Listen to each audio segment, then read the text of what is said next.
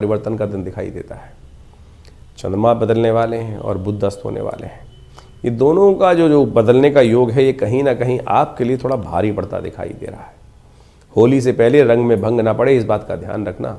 और इस दिन विशेष तौर पर आपको कुछ खास हिदायतें ध्यान रखते हुए कार्य करने का प्रयास करना। जल्दबाजी में कोई कार्य ना करें। देखिए, जीवन में जो कष्ट आते हैं कहीं ना कहीं हमारे द्वारा किए गए दुष्कर्मों के कारण से आते हैं, और आनंद जो होता है वो पुण्य कार्यों से आता है। कोशिश ये करनी चाहिए, हमें हमेशा अपने पापों को शमन करने का प्रयास करना चाहिए। जो 28 तारीख का दिन है वो शनिवार के दिन फागुन मास की द्वादशी पड़ रही है, जिसे कहा जाता है पाप नाशनी द्वादशी। कहा जाता है एकादशी के दिन व्रत कर और द्वादशी के दिन सुबह आंवले के पेड़ के नीचे बैठकर भगवान विष्णु का जो खास तौर पे षोडशोपचार पूजन करते हैं, आंवला उन्हें अर्पित करते हैं और आंवले का प्रसाद ग्रहण करते हैं और आंवले से ही हवन करते हैं, उनके बहुत सारे कष्ट जीवन से दूर होने के योग बन जाते हैं। एक बात ध्यान रखें कि जीवन में जब कष्ट आते हैं ना, तो पाप के कारण से ही आते हैं। हमें कोशिश ये करनी चाहिए, हमारे द्वारा पता नहीं अनजाने में हर रोज़ कितने पाप हो जाते हैं। पुण्य हमें याद रहते हैं। हमें एक रोटी गाय को खिलाते हैं तो हम उसका काउंट रखते हैं कि आज गाय को रोटी खिला दी, लेकिन पाप जो हर क्षण हो रहे हैं, चलते फिरते हमसे हो रहे हैं, विचार करते हुए हमसे हो रहे हैं, मनसा वाचा कर्म 3 रूप से पाप हो रहे हैं, उनको हम सोच भी नहीं पाते हैं।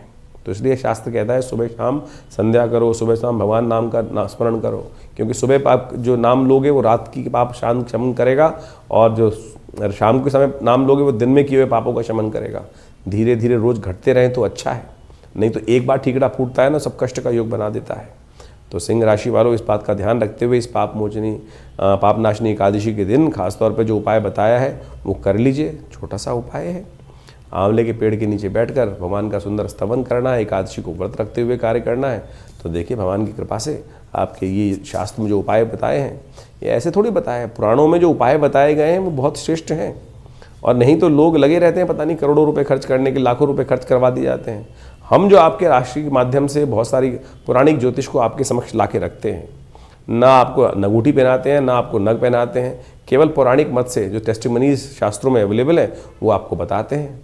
और जो लोग कर लेते हैं वो बहुत अच्छे रहते हैं। कुछ हैं कि जिन्होंने व्यंग ही करना है, कुछ ना कुछ कमेंट ही करना है, उनके जीवन का कुछ नहीं किया जा सकता। तो शास्त्र में तो हमारे ऋषि मुनि लिख के चले गए, नहीं पढ़ते हो तो आपकी अपनी किस्मत है।